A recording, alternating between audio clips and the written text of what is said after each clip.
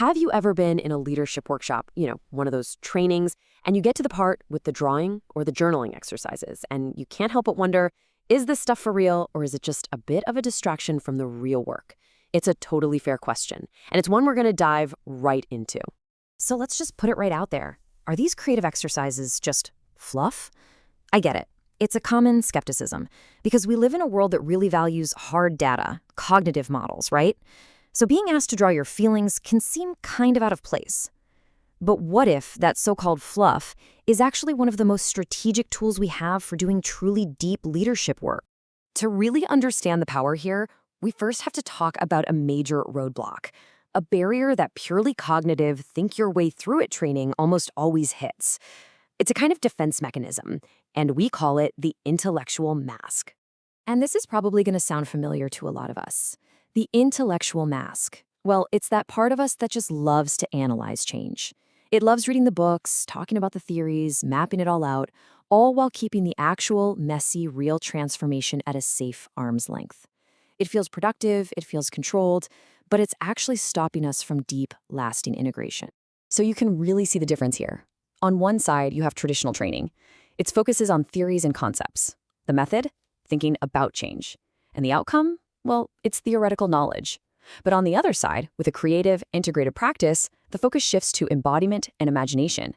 The method is all about experiencing change, which leads to a totally different outcome, a deep, integrated understanding. And that, right there, is the foundation for real leadership alignment. So, the big question is, how do we move beyond that purely thinking state? How do we get past the mask? The key is to engage our whole selves, not just our intellect. Let's break down how that actually works. The process is actually pretty direct. First, when you do something creative, you're engaging your imagination and your senses. And that simple act, that's the key. It allows you to gently bypass that intellectual mask, that default setting we have to analyze and control everything. And when that analytical guard comes down, even for a moment, we can access a much deeper, embodied truth. We stop just thinking about a situation and start to understand how it truly feels. And that shift, that is absolutely critical for presence-driven leadership.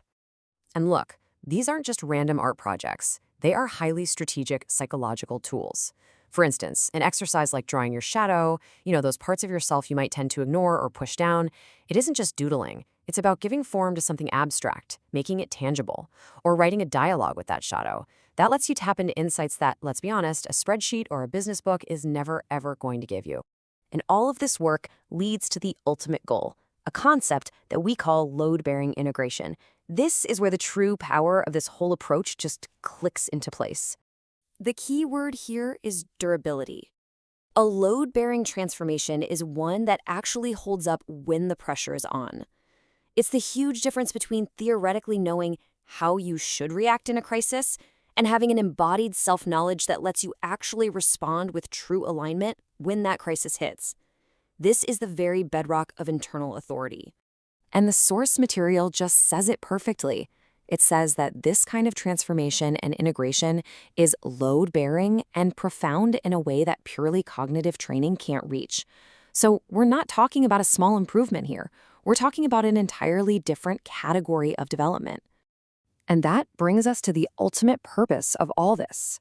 It's about making a profound shift, a shift from just having a theory to living a deeply felt, embodied reality. Just think about that phrase for a second, housing it within your body. That means it's not just an idea floating around in your head anymore. It's a truth that actually informs your posture, your choices, your very presence in the world. And that embodiment is the absolute foundation of what we call presence-driven leadership. Ultimately, the goal here is deep integration. It's leadership alignment. And this is the foundation of what we call upright living. It's having the internal stability to choose responsibility over just reacting to things. When your truth is fully housed within you, you can act with real discernment, guided by your own internal authority, not just by autopilot or what everyone else is doing. So we'll leave you with a question to just reflect on.